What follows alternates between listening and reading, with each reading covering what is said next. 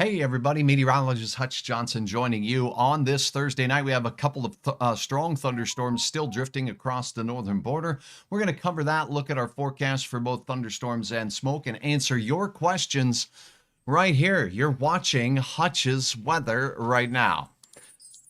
My fine sponsors at Robert Gibbons Sons want to let you know that if you've been thinking about upgrading your heating and cooling system, now is the time to upgrade. They will install a free water heater with your upgrade to that Bryant system, whatever it takes. Robert Gibbons Sons, serving the area for 110 plus years. Give them a call. Let them know that Hutch sent you. Here's a look at that latest radar. We still have one storm up there. It's in Towner County right now. As we zoom in just a little bit, it's not far from that Rock Lake area, moving off to the east. Now, the National Weather Service tracking this cell as it makes its way up to the east. There is some hail potential with this, but it's below severe criteria right now, so it's not a severe thunderstorm warning, but they have issued a special statement on it. It is moving east at about 25 miles per hour. We could see some nickels falling out, nickel-sized hail in diameter, and some 50-mile-per-hour gusts with the system. Here's a look at this track. We'll go ahead and put it right through the core of the hail right now as well, let me see. I'll try that one more time. Here we go. So if we draw that as the leading edge of the storm, moving at that 25 to 26 mile per hour, will be in Calvin by 10:03. Sarles by the time we get to 10:05. Hannah, well, 10:32 looks like for you. Wales on the outside of 10:36. So that's a look at what's going on there. Now let's take a look at elsewhere. We're not seeing a lot coming out of the radar system here, but let's see what the Mayville radar shows. Now we can see a few more skirting on the border here between Brandon and parts of the northern counties here in North Dakota. And when we look at the regional radar, we can see that, well, for our area, for the most part, this is the only activity we got going on right now. In our neck of the woods, a couple of bolts of lightning. Off to the west, we have some colder air working its way in. Crosby and points west of there in the big Scott country of Montana. Giddy up. We do have a few showers of much needed rain in those parts. Josh's weather. What's up? Thanks for saying hi. Northern Grace, howdy. Hello to Amara and Lisa joining. Hey, everybody. Thanks for watching on my YouTube channel. Make sure you pound that subscribe button. Hey, do you want to know what? We've seen that rise from 6,000 to 8,000 plus subscribers in just the last couple of weeks. So thank you so very much. Same thing goes for you on Facebook. Drop a question if you have it. Otherwise, thank you for hitting the follow button on my page. Brenda, Kathy, you've been followers for forever, and I really appreciate you watching. And you know what? Pass along to a friend that Hutch is still doing the weather. Show them how to sign up for the latest, and stay tuned for exciting news about the growth of Hutch's weather. Now, the regional picture down in Omaha, out there heading into western parts of Iowa. We have a strong cluster of thunderstorms pushing their way through. Some wind damage reports down there in parts of western Kansas heading into the evening. These thunderstorms trail all the way back into the southern parts of New Mexico heading into your night. Now, as we take a look, we do have a couple of active pieces of weather going on in northern Illinois right now. The pink boxes, rather, that you see here, tornado warning and flood warnings as well. Another tornado warning south of Davenport right now. So if you're in Davenport, Iowa, or even out towards Manlius and Princeton out there, you do have some tornadic storm activity working its way through. A radar indicated tornado warning moving at only 12 miles per hour. It's crawling sleek and slow across the area. Seek shelter in that low level room of a sturdy structure out there. Now, as we take a look at the single site data here, we'll go out to see what we got going on here. If I can get a little bit closer radar site here, I'll load that up and we'll get some better information on this Illinois storm. Let's go to this one over here. The Princeton storm, as we take a look at the velocity couplets on there. Let's see if I can load those up. There we go. Okay, so storm relative velocity, a little bit too far out for that. That must be the radar at the airport there. So let me see if I can find one that goes out just a little bit farther. Here we go. Let's try this one. That's the terminal Doppler radar here. There, that's a little better. Now we get a little longer range on that now particular radar. So as we take a look back in again near the Princeton area, we do still see some very strong inbound winds here, or outbound winds from the Chicago area inbound here. So right along the I-80 corridor there is where we have some very tight shear going on at this particular time. So this tornado warning is for the areas around Princeton, and the latest from the Weather Service says it's a radar indicated storm. It could have some 1-inch diameter hail with it as well. So again, some dangerous storms going on in the great state of Iowa as we head into the nighttime hours. Now back to our forecast. One of the things that I've been mentioning, if you have a question about it, you can ask Lauren. Thank you for smacking some stars down there. That really helps Hutch grow. And thank you so very much from the bottom of my heart. Gary, thank you so much for joining, and was watching Max Velocity. His assistant was being a little different. Josh, thanks for your input. Thanks for watching. This is what's going on right now. Now let's take a peek at our forecast here as we head into the overnight hours. There are some changes coming, and the thunderstorm chances will be mainly up along the northern tier of counties. I'm going to go ahead and load up two different models. And why I'm doing this is because some of the models are just now coming in. Others won't come in until after the 10 o'clock hour with their latest guesses and calculations as to what they expect the atmosphere to do. We do have a chance of strong storms tonight. That's transpiring up near the international border. Tomorrow, more in the Southern Valley and in Minnesota have a chance of severe weather. Let's go through this model's rendition of the forecast. This is called a rapid refresh model. It does a good job, but it changes every hour, and the changes can be significant as well. So as we go through the overnight hours towards morning, we'll have a band of showers moving from Brandon and Winnipeg all the way through to parts of Ontario as we head into the overnight hours. Scattered showers that we see in Montana work their way into western Dakotas by the time we get to the 6 to 8 a.m. time frame. So have the umbrella handy out there in places like Dickinson, New Salem. If you're out there at Twin Buttes, get ready for that, and Hazen and Beulah as well. Now this smattering of shower activity drifts these. This is a cold weather system here as we go towards your lunch hour. Then in the middle of the lunch hour, southeast winds here in the valley, southeast winds across parts of Minnesota will lace the atmosphere with more of that humidity that we got going on here. It's going to be sultry, and it's going to be sticky, and it's going to be air you can wear. Now, as we go into the afternoon, there'll be a chance for some firing up of these storms right here along this boundary between the hot, muggy air and the cooler air that's pushing in. Now, the main thinking with this model looks like there's no real significant strong storms with this, as it looks like it's going through. So that's a weaker representation as to what we were seeing earlier. I mentioned we'd take a look at another model. Here's one that Hutch likes that has been handling our storm systems lately.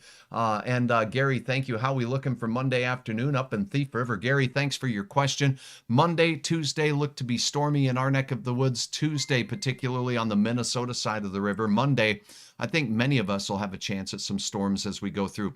This model looks very similar. This one was run a little bit earlier as well. Now, as we take a look at it, it has a similar solution, right? So as we go through our Friday noon and early afternoon storms fire here in the western part of Minnesota, this will be the area where we could see the severe storms fire. That would be up there in that Walker Leech Lake area, straight down into Lakes Country here, Otter Tail, Becker County included. That's where my fingers are pointing right now. Straight into the I-29 corridor for our fine neighbors in South Dakota. This quickly moves off into the Arrowhead, and these storms could be strong to severe. Hail and gusty straight line winds will be the main threat. Our wind shifts direction and things get a little bit colder, but not a little bit older as we go into your day. Now let's take a look at the a model once again and look at this smoke forecast. And we were talking about this a little bit earlier. This is the surface smoke. As we go through your Friday, it starts spilling down into our northern counties. By midday, you're going to notice an increase in the smoke in the air, and it's down at the surface. So a decrease in air quality. There is an air quality alert that's going to be going out for the region as we go from Friday and into Saturday. Look at this, North Dakota, northern Minnesota. It starts sneaking in on us. All of North Dakota could be impacted as we go through your Saturday. All of Minnesota for Saturday and Sunday. And remember, it starts punching in as we get into our Friday late in the day, particularly up north if you're fishing on Lake of the Woods, or for you, Gary, you'll have a better chance of that schmutzy air up there in Thief River Falls and Pennington County. Lisa, thanks. Rain is okay. We could use that. Brenda, thank you very much. Now let's take a look. Val, thank you for your stars. You're the most bestest. I do appreciate that. If you do have a question about any other factor in the atmosphere, let's take a look at it. But I'm going to sneak to the 7-day planner right now and talk a little bit about this. Here's what you want to know about the 7-day planner. Number one, if I may, thank my friends at Eventide for sponsoring Hutch's 7-day forecast. You know what? If you have or are looking for a new place to live, from independent living to assisted living at different levels, as well as memory care, Eventide has it all. And do me a favor, if you're thinking about this, give them a call, let them know Hutch sent you, and schedule a tour. I did for my mom, and guess where mom's at? That's right. So have a visit, take a look. Wonderful place to live and a fantastic place to work as well. You can find out more at eventide.org. 79 degrees on your Friday. That's a big time dip in the temperatures over what we saw today. That cold front will be moving through later in the afternoon and evening. Scattered showers and storms mainly south and east of Fargo, but I have it highlighted because a couple of those storms could be strong to severe. Cool as a cucumber on Saturday, and then hot as a jalapeno. So we went from a cucumber to a jalapeno on Sunday. Fast warming taking place Monday and Tuesday. We'll look at these in detail right now. Monday and Tuesday, I've got red on there now because both days could bring a chance of strong to severe storms in our area. And then we really cool off. That's colder than a cucumber right there. That definitely will feel a lot different than the air we've had around. To look at the forecast out that far, I'm going to employ the European model. It's Hutch's model of choice, as you might know if you're a fan of watching Hutch over the years.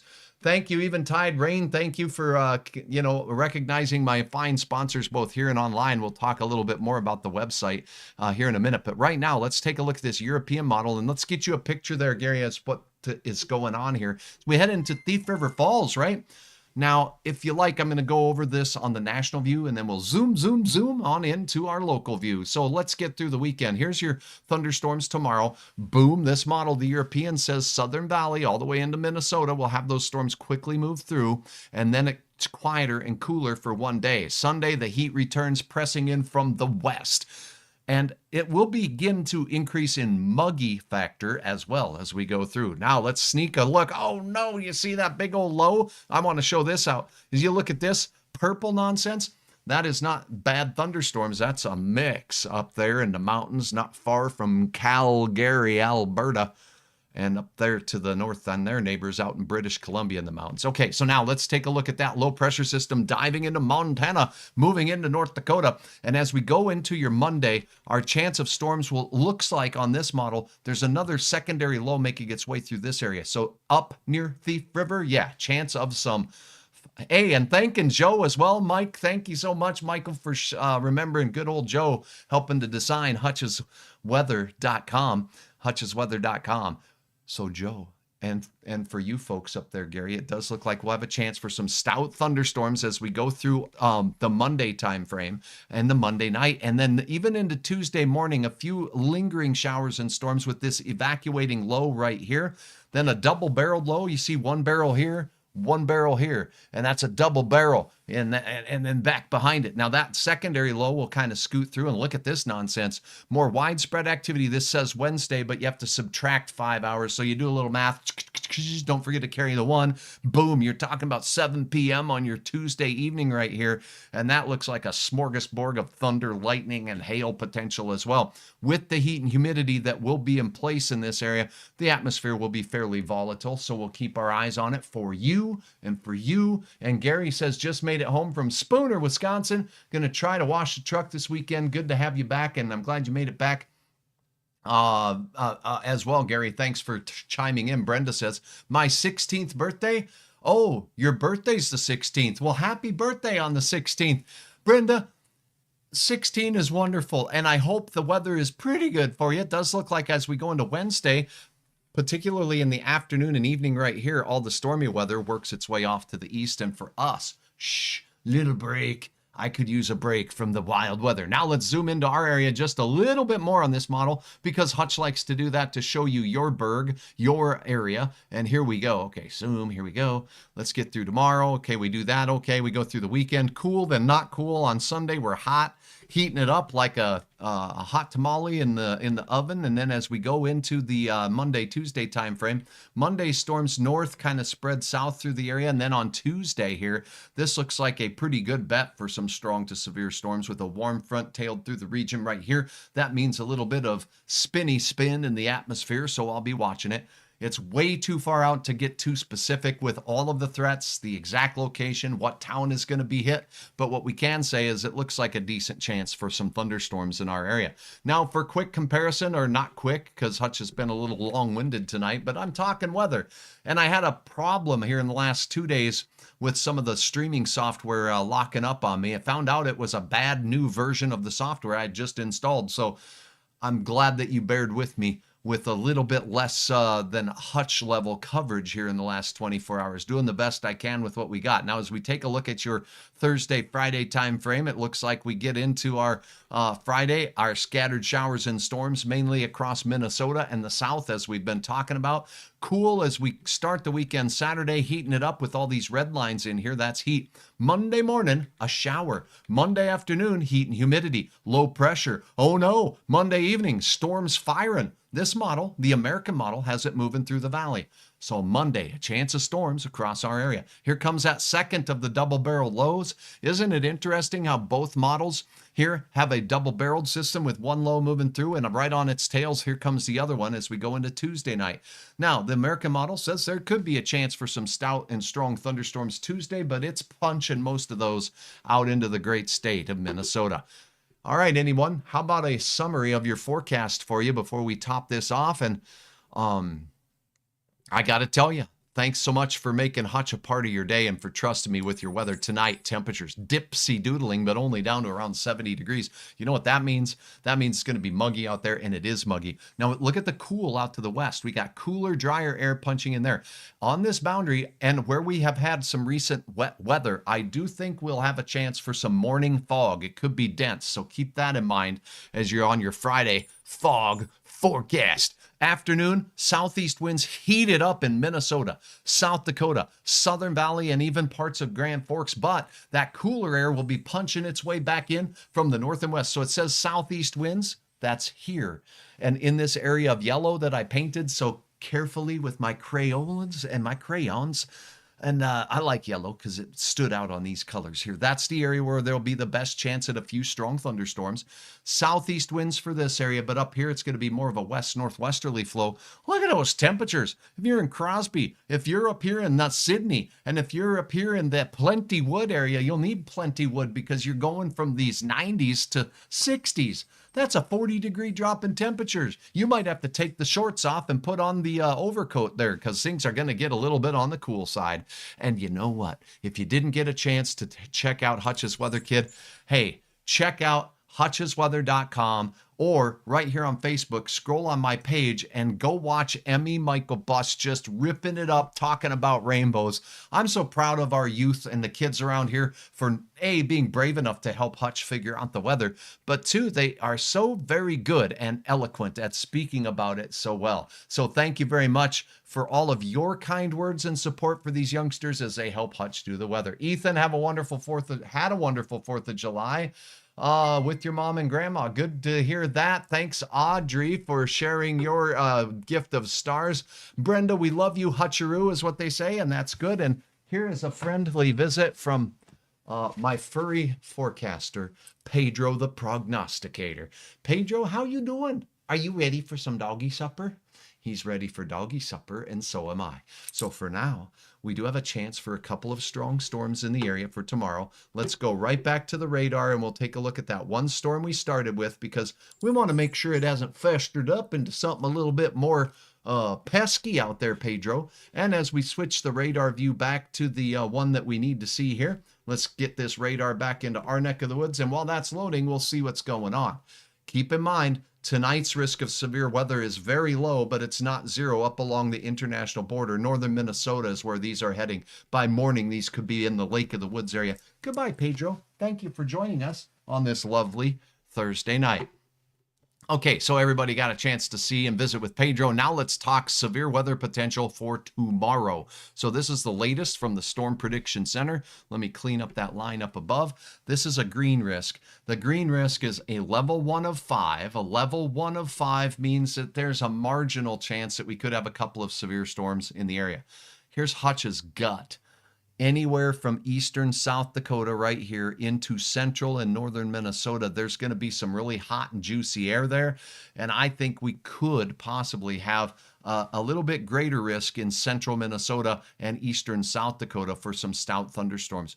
We'll keep you posted right here on Hutch's Weather, but for now, that is a complete look at what's going on. Thanks for joining me. Have a wonderful night, and thanks to my friend Joe for putting together this site, hutchesweather.com. It's a beauty. When I'm live, and it'll tell you right up here you can watch live. You can see my most recent videos right here on the page. You can sign up for email blasts when Hutch sees the weather getting real bad. I'll send a note, and it's only weather. We don't mess around with anything else.